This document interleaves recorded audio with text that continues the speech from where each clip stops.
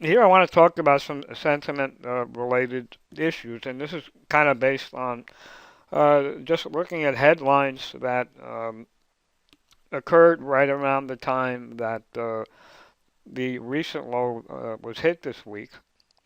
Um, and one of the reasons I like to do this is because oftentimes the headlines will reflect contrarian sentiment. And that's kind of an indication that, for example, if you're getting a big decline, that the sentiment tends to be very bearish, and it could often indicate that an inflection point where the price can go in the other direction is, if it hasn't happened already, is imminent.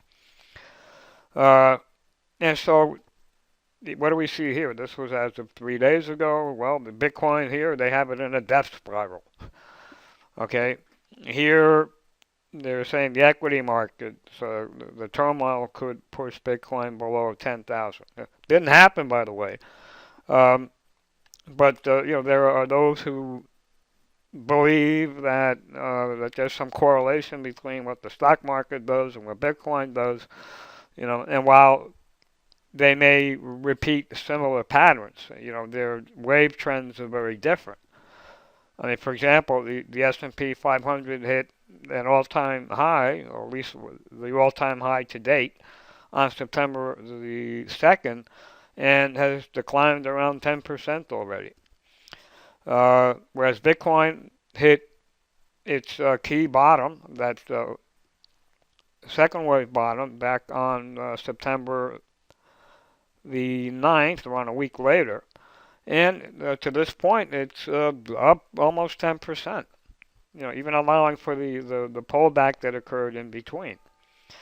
So it's one thing, for there to be similar events that occur, but that's not the same thing as a correlation.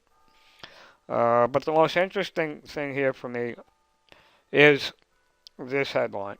All right, and this is just a day ago, after Bitcoin already hit the big low yesterday.